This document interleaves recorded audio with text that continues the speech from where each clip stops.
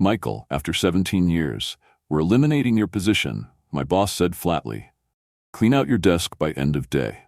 My name's Michael Ross, 54 years old, and until that Monday morning, senior systems analyst at Meridian Technologies in Columbus, Ohio. For almost 2 decades, I'd been the backbone of the IT department. From the dial-up days to cloud migration, 3 CEOs had come and gone while I stayed put, training every new hire, recovering every lost file, working through weekends and holidays, without asking for a promotion or pat on the back. So when Derek called me into his office with Karen from HR already seated, I knew before he opened his mouth. The air had changed weeks ago.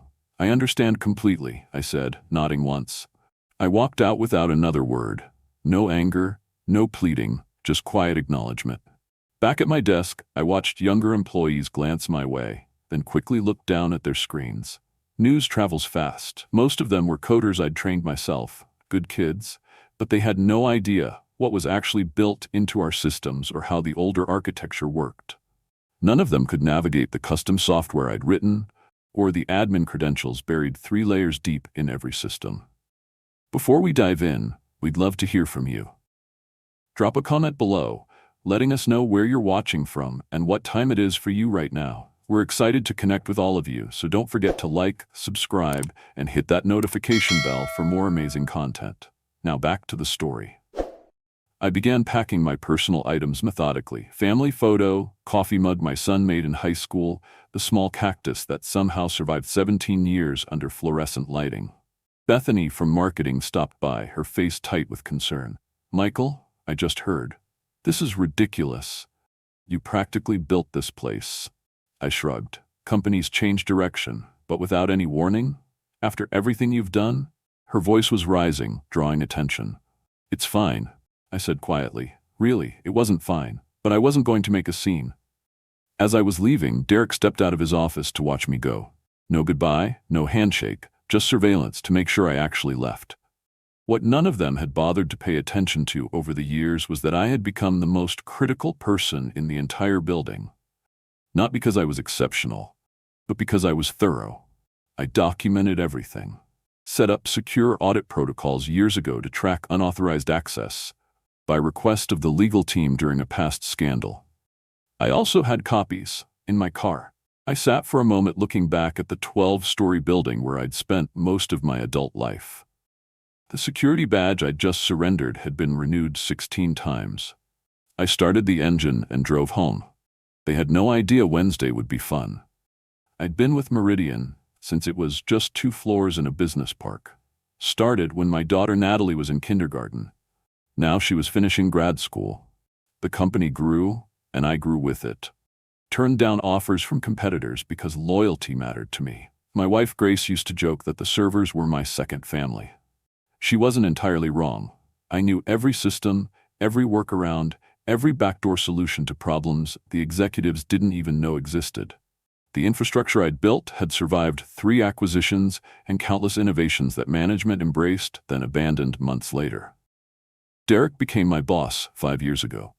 Young MBA type who called our department IT resources instead of people.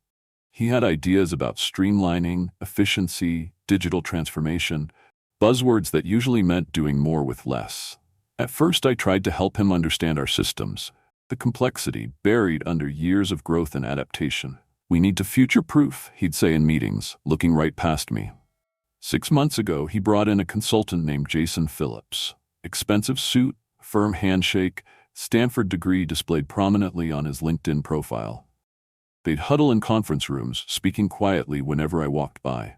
3 months ago, I noticed my access permissions being quietly modified. Nothing obvious, just small changes to administrative controls. I could have protested, but instead, I watched, documented. "You seem distracted lately," Grace said one night as we sat on the porch. "Is everything okay at work?" I nodded, sipping my beer. "Just changes. Nothing I haven't seen before." But these changes felt different. I was being sidelined. In meetings, emails about system upgrades stopped including me. Younger team members were assigned to projects I would normally handle. Then I found it, a company-wide memo about modernization initiatives that had never been shared with me.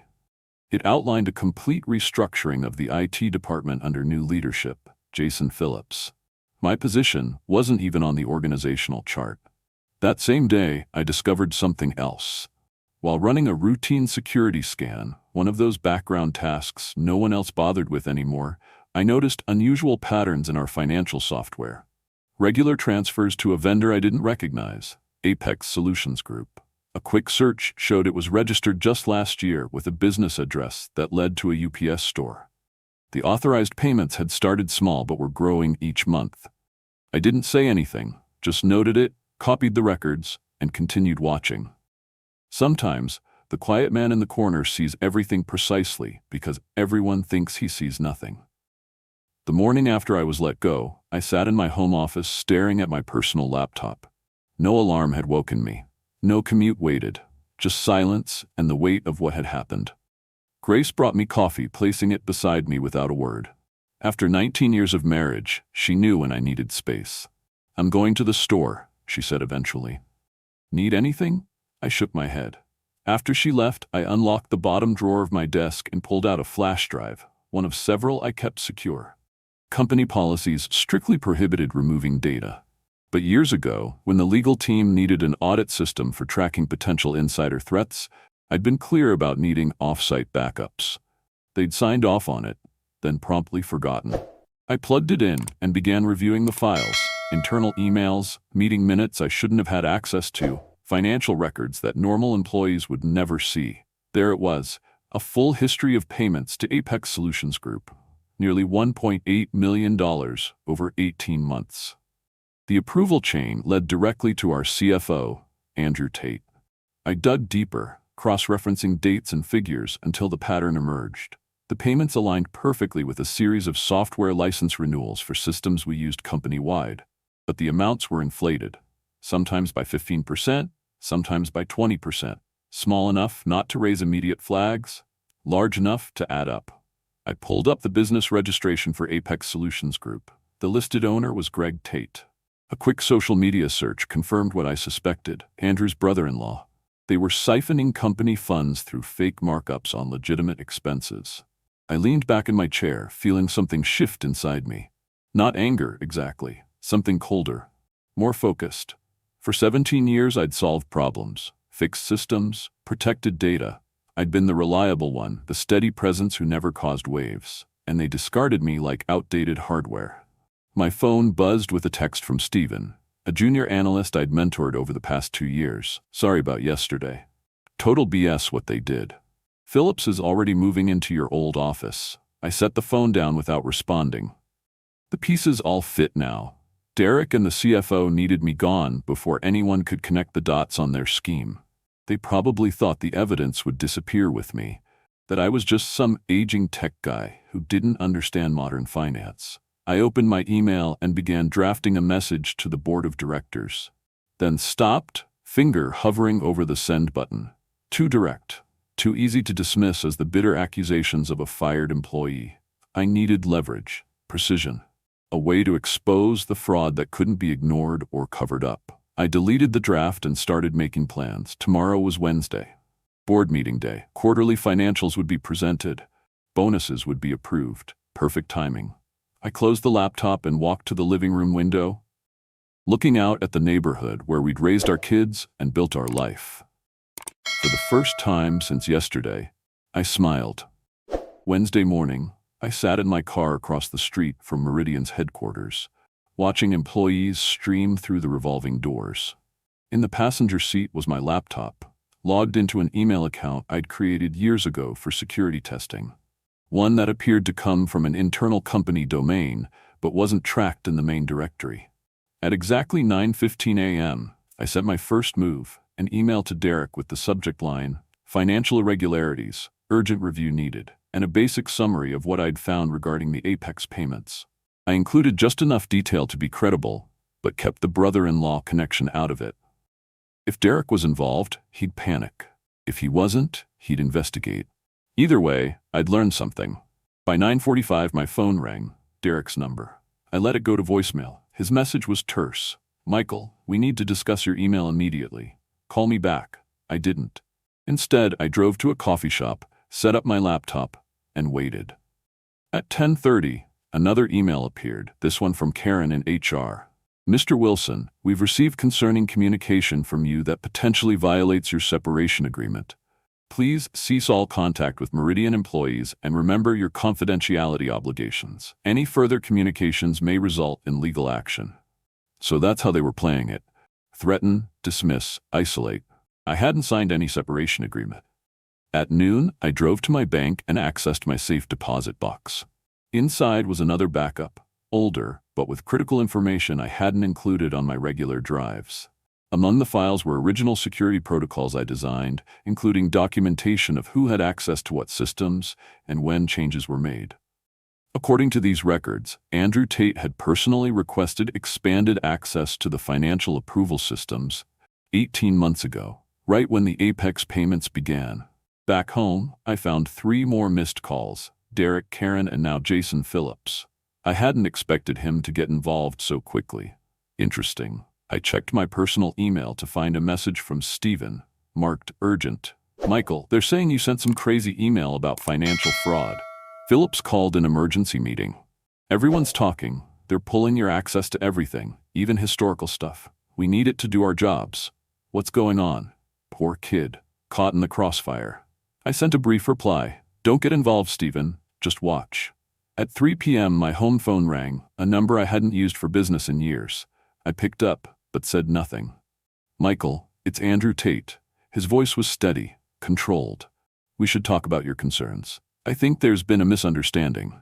Is that what you call it? I asked. Look, transition periods are always difficult.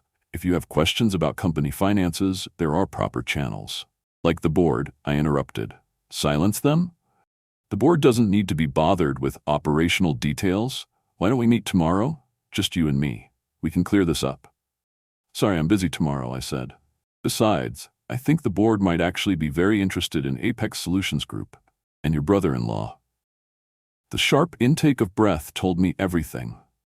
You're making a serious mistake, he said finally. We can make this right. Generous severance, references, whatever you need. Goodbye, Andrew, I said, and hung up. Within 10 minutes, Karen emailed again. Suddenly, my severance package had doubled, with an attached agreement requiring my complete confidentiality regarding all company matters. They were scrambling now, but they still thought they were dealing with a simple extortion attempt. They had no idea what was coming. Thursday morning brought clarity and confirmation. I'd spent the night combing through years of data, connecting dots I'd previously overlooked. The Apex scheme wasn't Andrew's first creative accounting project. 3 years ago, shortly after he became CFO, another pattern emerged. Consulting fees to a firm called Lakeside Business Solutions. Different name, same game. Inflated invoices for services partially or never rendered. I traced the registration for Lakeside. This one led to Sandra Tate, Andrew's wife. The woman was apparently CEO of a company that had no website, no employees, and a virtual office address. But the bigger revelation came when I dug into email archives. Derek hadn't just been aware of these arrangements, he'd helped facilitate them. In exchange, his department received budget increases while others faced cuts. He'd been brought in specifically because the previous director had started asking questions about IT expenditures. Even Jason Phillips was connected. His consulting firm had been hired through an unusual process that bypassed normal procurement channels. His real role wasn't modernizing IT, it was eliminating the one person who might notice the financial patterns. Me. The scheme was elegant in its simplicity. Create legitimate-seeming vendors, approve inflated payments, split the difference. Since actual services were being provided, just at marked-up rates, auditors scanning for completely fraudulent charges would miss it. Over 3 years, they diverted nearly $4.3 million.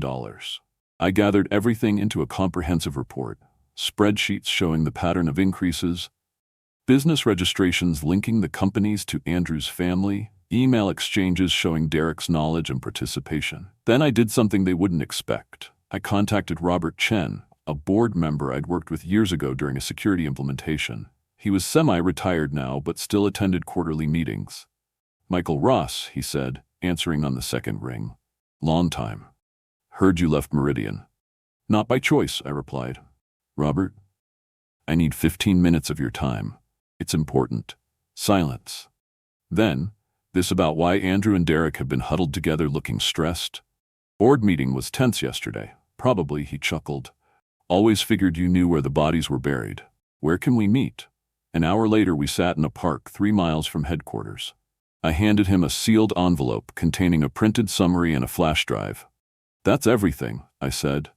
Dates, amounts, connections. I'm not looking for my job back.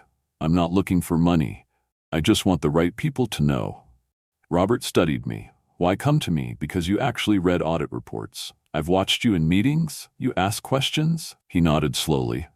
There's an emergency board session tomorrow. Finance committee review. Convenient timing, Michael, he said, pocketing the envelope.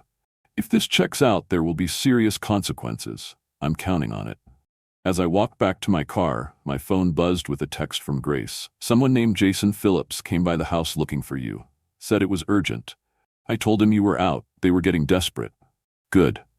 That afternoon, I received job offers from 2 competing firms, both for positions well above my previous role, both offering substantial signing bonuses. Word had gotten around about my sudden availability. I ignored them, for now. This wasn't about finding another job.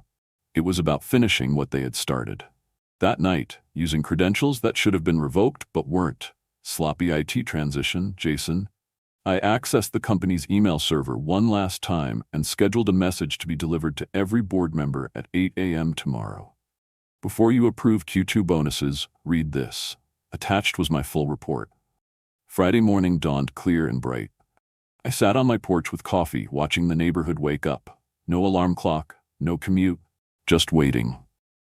At precisely 8 a.m., my scheduled email delivered its payload to the board members. By 8:17, my phone began to ring, numbers I didn't recognize. Likely board members' assistants, scrambling to reach me. I let them all go to voicemail. At 9 a.m., the emergency finance committee meeting would begin. Robert Chen would be there with my documentation in hand, watching reactions as my email was discovered and discussed. At 9:32, Stephen texted, "Police are here." Wilcox and Derek being questioned in conference rooms. Phillips looking sick. "What did you do?" I didn't respond. The wheels were turning exactly as I'd anticipated. By 10 a.m., Meridian's general counsel called. Unlike the others, I answered this one. "Mr. Wilson, this is Patricia Graves from legal. We need you to come in immediately to discuss information you've provided to the board." "I'm available by phone," I replied. "This really requires an in-person discussion." "No, it doesn't," I interrupted calmly. "Everything I know is in that report. Everything I have is already backed up in multiple secure locations. If anything happens to me or my family, additional copies go to the SEC, IRS, and 3 news outlets." Silence. "Mr. Wilson," she finally said, her voice carefully measured, "the board is taking this extremely seriously. They've already placed several executives on administrative leave pending investigation. They would appreciate your cooperation. I've cooperated fully by providing complete documentation. My part is done." After she hung up, I drove to a diner 20 minutes outside Columbus. No sense being easily found today. Over lunch, news began breaking on local business sites. Meridian Technologies executives under investigation for financial irregularities. No names yet, but that would come. At 2 p.m., Robert Chen called. "It's a bloodbath," he said without preamble. "Andrew confessed once we confronted him with your evidence, trying to cut a deal, blaming Derek for pressuring him. Derek's denying everything, and Phillips claims he was just a consultant who had no knowledge of financial matters.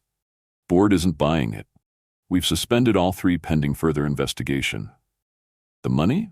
I asked.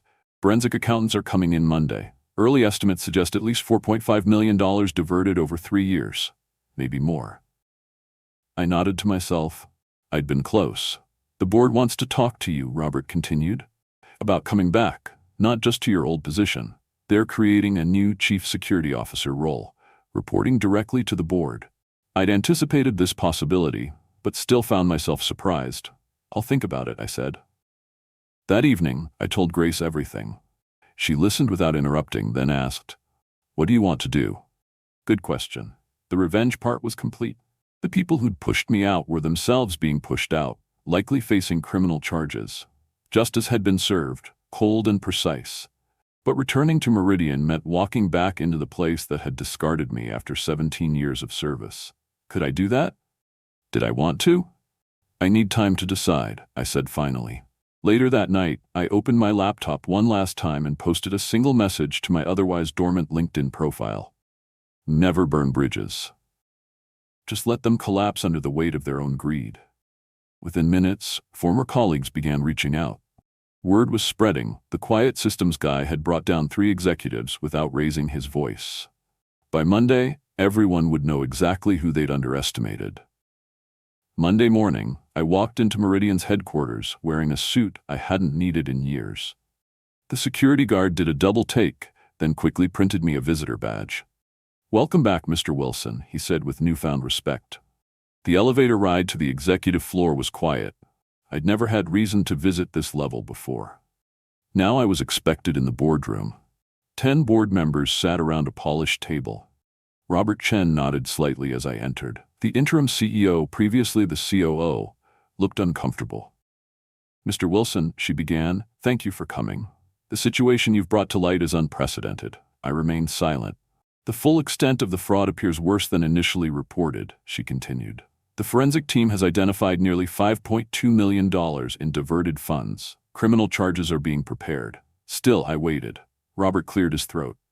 "Michael, the board has unanimously voted to create a new executive position. Chief Information Security Officer, full executive privileges, reporting structure directly to the board. We'd like to offer you the role." I set my folder on the table. "Inside, you'll find my conditions," I said. "Non-negotiable." The CEO opened it, scanning quickly. Her eyebrows rose. "Full audit authority across all departments? Independent budget? Veto power on financial technology decisions?" I nodded once. "This is unusual," she said. "So was embezzling $5.2 million, I replied. "That happened because no one was watching. Now someone will be." The room fell silent. "You have until noon," I said, standing. "I have other offers." As I turned to leave, Robert asked, "Did you plan this all along, Michael?" I paused at the door. I didn't plan to be fired after 17 years. Everything after that was just me doing what I've always done, identifying system vulnerabilities and implementing appropriate security measures. At 11:47, they called. They'd accepted every condition. 6 months later, I sat in my new corner office reviewing security protocols for the upcoming quarter. The view overlooked the Columbus skyline, a daily reminder of how much had changed. Andrew Tate had pled guilty to multiple fraud charges. In exchange for cooperation, he'd receive a reduced sentence, still significant. Derek was fighting the charges, insisting he was unaware of the scheme, despite the evidence. Jason Phillips had fled to Brazil, but was being extradited. The money had been recovered, most of it anyway, enough that the company avoided serious financial damage. My former team now reported to me, though I'd promoted Steven to run day-to-day operations. The kid had potential. Just needed someone to see it. A knock at my door drew my attention. Grace stood there, smiling. "Ready for lunch?" she asked. I nodded, grabbing my jacket. As we walked through the IT department, conversations quieted briefly. Not from fear, but respect. These people knew what had happened. Knew I could have destroyed the company, instead of saving it. In the elevator, Grace squeezed my hand. "Happy?" I considered the question. The anger that had driven me those first few days after being fired had faded. What remained wasn't exactly happiness, more like satisfaction. Completion. "I'm good," I said. Outside, the October sun warmed our faces as we walked to a nearby restaurant. My phone buzzed with a message from Robert Chen. "Board approved your security budget increase." Unanimous vote. I smiled slightly. No arguments, no questions, just trust. Grace noticed my expression. "What is it?" "Nothing," I said, sliding the phone back into my pocket. "Just thinking about bridges. Some collapse under their own weight. Others, once repaired, become stronger than they ever were before. I built this one right. This time."